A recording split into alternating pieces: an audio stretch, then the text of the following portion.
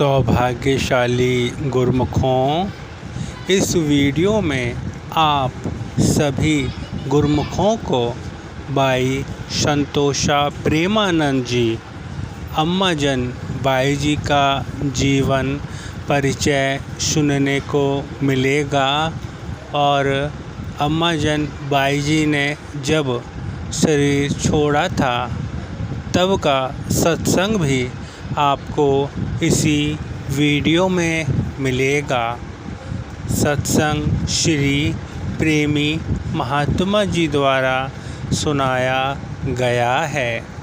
आप सभी गुरमुखों से विनम्र निवेदन है कि श्रद्धा के साथ सत्संग को श्रवण करें और महापुरुषों की खुशी प्राप्त करें। बोलो जयकारा बोल मेरे श्री। हम सब गुरमुख जन परम पूज्य अम्मा जी आदरणीय भाई संतोष प्रेमानंद जी के चरणों में हार्दिक श्रद्धांजलि अर्पित करने के लिए श्री आनंदपुर धाम में एकत्रित हुए हैं। मैं अपनी ओर से,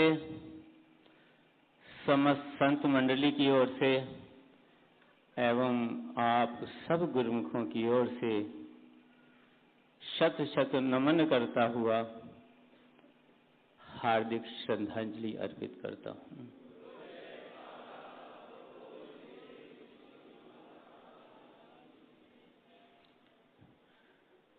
गीता में भगवान वर्णन करते हैं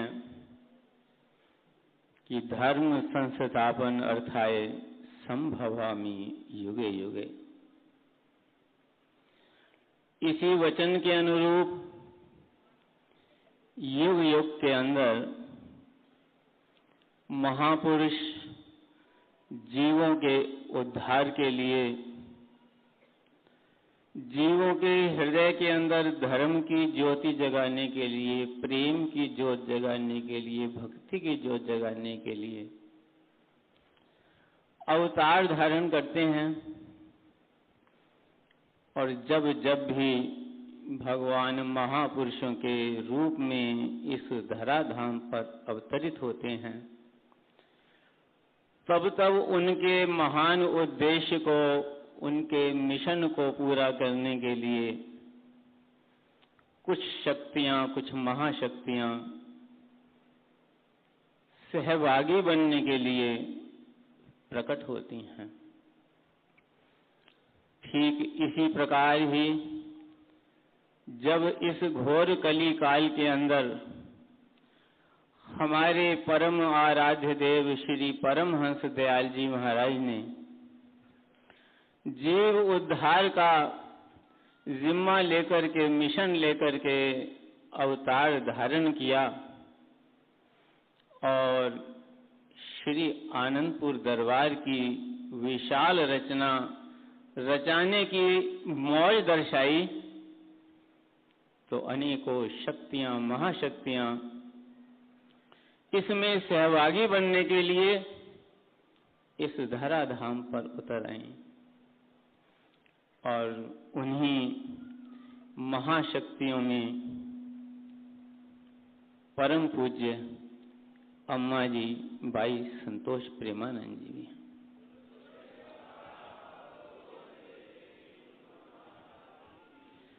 जिन्होंने अपने इष्ट देव सतगुरु के ऊपर, उनके मिशन के ऊपर, परमार्थ के इस पथ के ऊपर अपने तन को, अपने मन को, अपनी आत्मा को, अपनी रोम रोम को कुर्बान कर दिया। स्वामी राम कृष्ण जी से किसी ने पूछा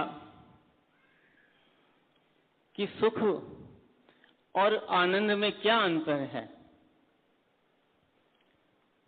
तो स्वामी रामकृष्ण ने उत्तर दिया कि सुख का जो संबंध है वो शरीर से संबंध रखता है, और जो शरीर का सुख प्राप्त करता है वो स्वार्थी बन जाता है। लेकिन जो आनंद का संबंध है वो आत्मा से है। जो आत्मिक आनंद को प्राप्त कर लेता है वो परमार्थी बन जाता है। स्वार्थी व्यक्ति किसी को नहीं बताता कि मैंने ये सुख कैसे पाया, ये धन कैसे पाया, लेकिन जो परमार्थी होता है उसे चैन नहीं आता। वो चाहता है कि इस परम आनंद के अमृत को सारे संसार को पिला दूं। तो ऐसे ही परम आदरणीय अम्मा जी का जीवन है। उनके जीवन का आदर्श ही उनका सबसे बड़ा उपदेश है कि उन्होंने अपने आप को सद्गुरु के वचनों पर कुर्बान किया, सद्गुरु के चरणों में कुर्बान किया, और सद्गुरु से जो प्यार उन्हें मिला वो प्यार उन्होंने सब दुनिया को बांटा। जो आनंद का झरना सद्गुरु की कृपा से उनके अंतर में बहा, उनके हृदय के अंदर यही भावना थी कि इस आनंद के अमृत को मैं अपने हर एक बच्चे को पिला दूं। जैसे कहते हैं कि चिड़ी चोंच भर ले गई, नदी न घटे नीर, दान दिए धन ना घटे, कह गए भक्त कबीर।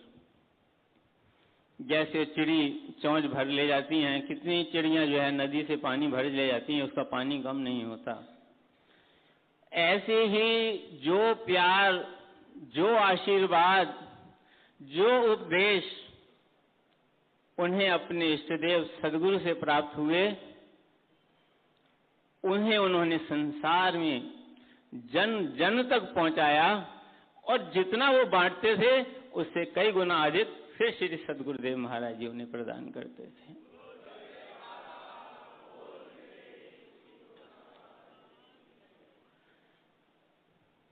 पलटू साहिब का ये पद आपके जीवन में एक एक शब्द उनके जीवन की झलकी दर्शाता है। वर्णन करते हैं, पर स्वार्थ के कारणे संतन धरा शरीर, संतन धरा शरीर, जगत को राह दिखावे, भक्ति करें उपदेश ज्ञान कर नाम सुनावे, प्रीत बढ़ावे जगत स्यों धरनी पर डोले, कितना कहे कठोर वचन वो अमृत बोले, उनको क्या है चाह सहे जो दुख घनेरा, जीव उबारन हेतु फिरे मुलक बहुतेरा, पलटू सतगुरु पाइया दास भया निर्वार, पर स्वार्थ के कारणे संत लिया अवतार। वर्णन कर रहे हैं कि जैसे संतों का जो इस संसार में आना होता है वो केवल परमार्थ के लिए आना होता है। जब वो वक्त के परिपूर्ण महापुरुषों के साथ जुड़ जाते हैं और उनके चरणों से आनंद के अमृत का पान करते हैं, तो बस वो चाहते हैं दुनिया भर के लोगों को ये आनंद प्राप्त हो जाए। इस सच्चे नाम के द्वारा सारा संसार सद्गुरु के चरणों से जुड़ जाए, और यही पूज्य अम्मा जी ने किया। श्री सद्गुरुदेव दाता दयाल श्री पंचम पातशाही जी महाराज ये वचन फरमाया करते थे कि जो मनुष्य स्वार्थ से लगा होता है उसका साथ कोई नहीं देता। लेकिन जो परस्वार्थ के लिए कार्य करता है, परस्वार्थ का कार्य जैसे किसी भूखे को भोजन दे दिया, प्यासे को पानी दिला दिया, किसी जिसके पास कपड़ा नहीं है उसे कपड़ा दिला दिया, किसी के लिए धर्मशाला खोल दी, कहीं बावली खुदवा दी, इस तरह के जो कार्य करता है उसके साथ परमात्मा की शक्तियां जुड़ जाती हैं। लेकिन जो परमार्थ के लिए कार्य करता है, जो जीवों के कल्याण के लिए कार्य करता है, जीवों के उद्धार के लिए कार्य करता है, जीवों को आत्मा का आनंद प्रदान करने के लिए कार्य करता है, उसके लिए परमात्मा की शक्तियां क्या, स्वयं परमात्मा उसके साथ होते हैं।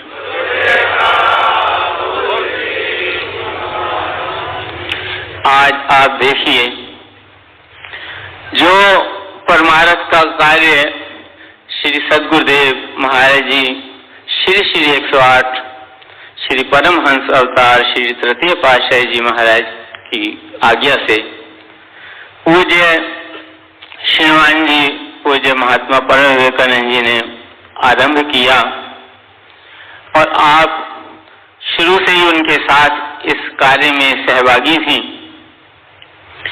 उस कार्य को उन्होंने आज कहां से कहां तक पहुंचाया है।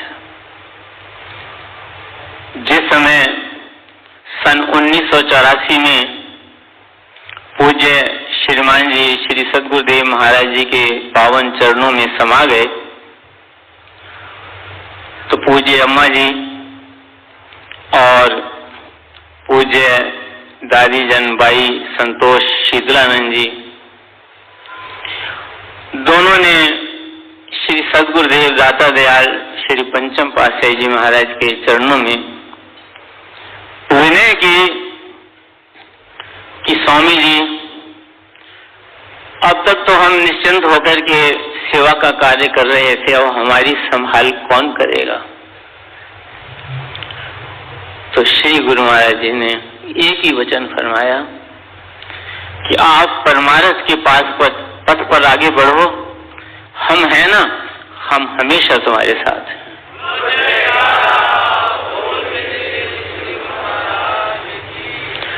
और जैसे श्री सद्गुरुदेव महाराज जी ने अपने वचन फरमाए, पूज्य अम्मा जी, पूज्य दादी जी, उन वचनों पर उन्होंने अपने आप को कुर्बान किया और ना उन्होंने गर्मी देखी, ना उन्होंने सर्दी देखी, ना उन्होंने धूप देखी, ना छांव देखी, ना बरसात देखी, न दिन देखा और न रात देखी। इस परमार्थ पथ पर अनथक परिश्रम करते रहे। जब भी श्री सद्गुरुदेव दाता दयाल जी आपकी सेवा से, आपकी भक्ति पर, आपकी श्रद्धा पर, आपके प्रेम पर प्रसन्न होकर कुछ वचन फरमाते, तो बड़ी ही विनम्रता से, बड़े ही भोले भाव से एक ही वचन फरमाते कि स्वामी जी आप हमारे साथ हैं, सब आप कर रहे हैं, हम कुछ नहीं कर रहे, सब आप कर रहे हैं। कभी भी उन्होंने ये नहीं कहा कि मैंने ये किया, मैंने ये किया, मैंने वो किया। जब भी आज अब तक हजूर श्री सद्गुरुदेव महाराज जी जब भी कोई वचन फरमाते तो उनको एक ही वचन याद आता कि आप हमारे हम संग हैं, आप हमारे जो कुछ कर रहे हैं आप कर रहे हैं।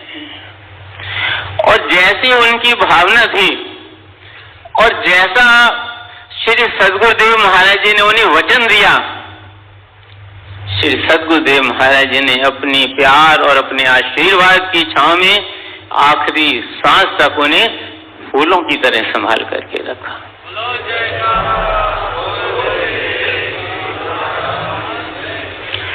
एक दो छोटी सी घटनाएं मैं बतलाता हूं कि एक बार पहले ये इनका नियम था कि कुटिया में खाना नहीं बनाते थे। जहां भी जाते थे प्रेमियों के घरों से प्रेमी जनवरी भरी खाना ले आते थे। कुदरत का करना एक बार क्या हुआ कि एक दिन कोई खाना नहीं लेकर के आया। फिर और सोचा चलो कल कोई न कोई आएगा, दूसरा दिन भी गुजर गया, दूसरे दिन भी कोई नहीं आया। और जब तीसरा दिन आया और देखा कोई नहीं आया, तो मन में भाव उठा, चलो उस समय तो 5 पैसे 10 पैसे में चने मिल जाते थे, तो उनका चने लेकर के खा लेते हैं और पानी पी लेंगे। पानी तो घर में ही था। घर से 3-4 कदम आगे चले तो मन में भाव आया कि ये सेवा तो परमारथ की है, परमारथ का 1 पैसा भी हम अपने ऊपर क्यों खर्च करें। उन्होंने अपने कदम वापस मोड़ लिए। अभी 2 कदम ही बढ़े थे अपने आश्रम की ओर, एक भगत दौड़ा दौड़ा एक टिफिन भर करके ले आया। कहने लगा, अम्मा जी मैं अभी घर में गुरु महाराज को भोग लगा रहा था, तो गुरु महाराज ने मेरे अंतर से बोला कि लेके जा, अम्मा जी भूखी बैठी है, वहां पहुंचाकर खाना।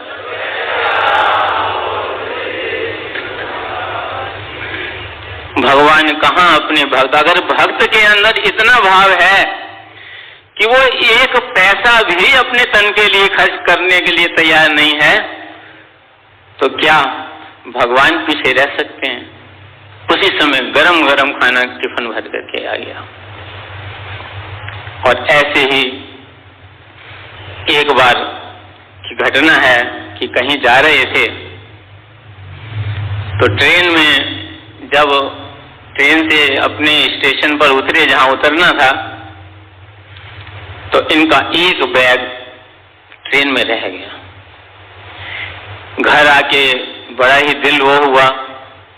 उसमें बैग में कैसेट थे और टेप रिकॉर्ड था। उनके मुंह से निकले तो 1 या 10-100 टेप रिकॉर्ड आ जाएं, लेकिन उनके मन में दुख इस बात का था कि हमारी लापरवाही से परमारथ का नुकसान हुआ है। और जो उसमें कैसेट थे उसमें पूज्य श्रीमान जी के सत्संग थे। तो उन्होंने सोचा कि अगर चलो टेप रिकॉर्ड तो दूसरा भी मिल जाएगा, लेकिन वो वचन तो नहीं मिलेंगे। इस भाव से मन के अंदर बड़े ही वो हो रहे थे। कुछ प्रेमियों को फोन भी किए कि उस ट्रेन में देखो, ट्रेन में अगले स्टेशन पे भक्तों ने खोजा भी तो नहीं मिला। कहते हैं कि इंसान को अपनी तरफ से 100% कोशिश करनी चाहिए और फिर अपने सदगुरु के चरणों में सिर रख करके उनके अर्पित कर देना चाहिए। और अम्मा जी ने ऐसा ही किया। रात्रि को 4 बजे भगत हरिराम उल्लासनगर में रहते हैं, उन्हें श्री गुरु महाराज जी ने दर्शन दिए और फरमाया कि अम्मा जी से बैग गुम हो गया है और वो बहुत परेशान हैं, और वो बैग नासिक में फला व्यक्ति के पास है। और श्री गुरु महाराज ने उसका फोन नंबर उसको बतलाया कि ये उसका फोन नंबर है, और वो ही इंतजार में है कि मेरे पास कोई फोन आए और ये बैग मेरे से ले जाए, इसलिए तुम अभी उठो, फोन करो और उसके पास से बैग लेकर के अम्मा जी के पास पहुंचो। अब भगत जी उठे तो तुरंत, क्योंकि 4 बजे का टाइम था, ताजा ताजा सपना था, फोन नंबर उन्होंने घुमाया तो एकदम से जैसे पहली घंटे पे उसने उठा लिया, जैसे वो तैयार बैठा था।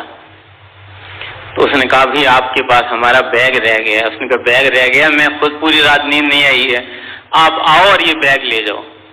तो भगत जी नासिक गए, बैग लेकर के और अम्मा जी के चरणों तक पहुंचाया।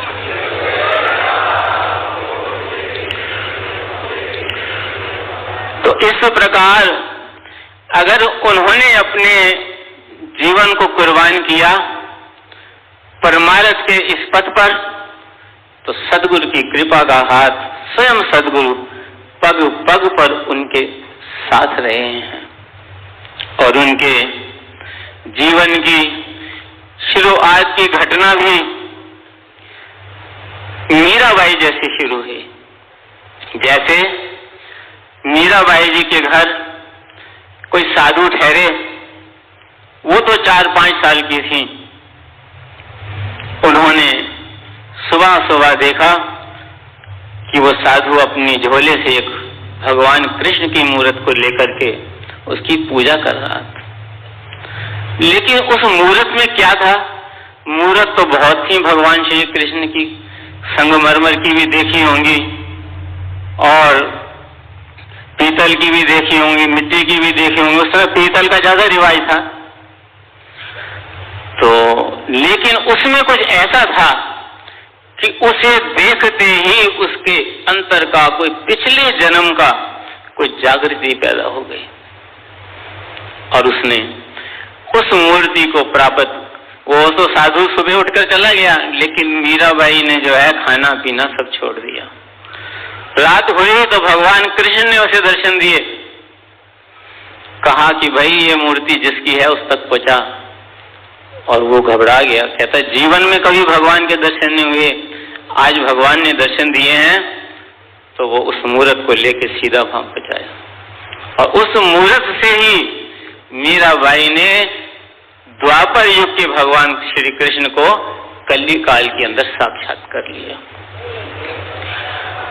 और ठीक इसी तरह ही बचपन में पूज्य श्रीमान जी ने श्री श्री 108 श्री तृतीय पातशाही जी महाराज की एक मूर्ति, छोटी सी मूर्ति है, वो उनको दी।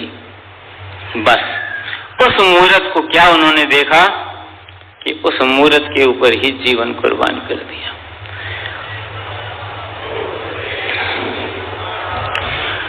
और उस पल से जीवन के आखिरी पल तक उस मूर्त को उन्होंने अपने सीने से लगा करके रखा। जब जब भी उनकी जरूरत पड़ी तब तब उस मूर्त ने, उस मूर्ति से श्री गुरु महाराज जी ने साक्षात रूप होकर के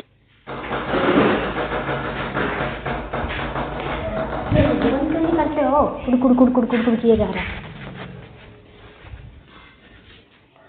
उनको कि अगर तुम मूर्त समझ करके पूजोगे तो हम तुम्हारे लिए मूर्त बने रहेंगे, और अगर साक्षात समझ करके पूजोगे तो जहां याद करोगे वहां साक्षात होकर के दर्शन देंगे।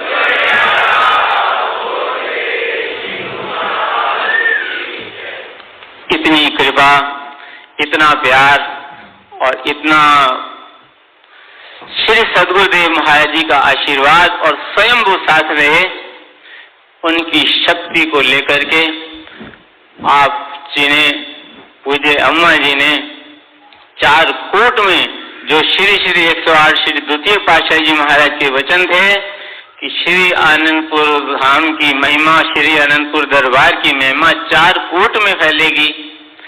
श्री श्री 108 श्री तृतीय पातशाही जी महाराज ने ये वचन फरमाए कि श्री आनंदपुर दरबार का झंडा त्रिलोकी में लहराएगा।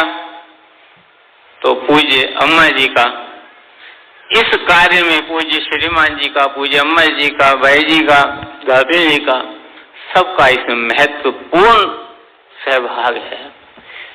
हमारे श्री श्री 108 श्री परमहंस दाता दयाल श्री पंचम पातशाही जी महाराज ने शुरू से ही जहां जहां भी कृपा फरमाई, पूज्य श्रीमान जी, पूज्य अम्मा जी, पूज्य दादी जी सब साथ साथ सेवा में रहे। हर तरह से प्रबंध करना, हर तरह से इंतजाम करना, पहले पहुंचना, ताकि श्री गुरु महाराज जी को कोई तकलीफ ना हो, और गुरु महाराज के नाम का जहां जहां 4 कोट में जो है दिया जगा दिया। तो गुरुमुखो, ये संत जनों के उपकार हैं जो उन्होंने हमें मार्ग दर्शाया है। जैसे उन्होंने अपने जीवन में सतगुरु का प्रेम पाया, सतगुरु की भक्ति पाई, सतगुरु के नाम की ज्योत अपने हृदय में जगाई, और वैसे ही उन्होंने प्रेम सब संसार को दिया, सब प्रेमियों को दिया, सबके हृदय के अंदर उस नाम का प्रकाश फैलाया।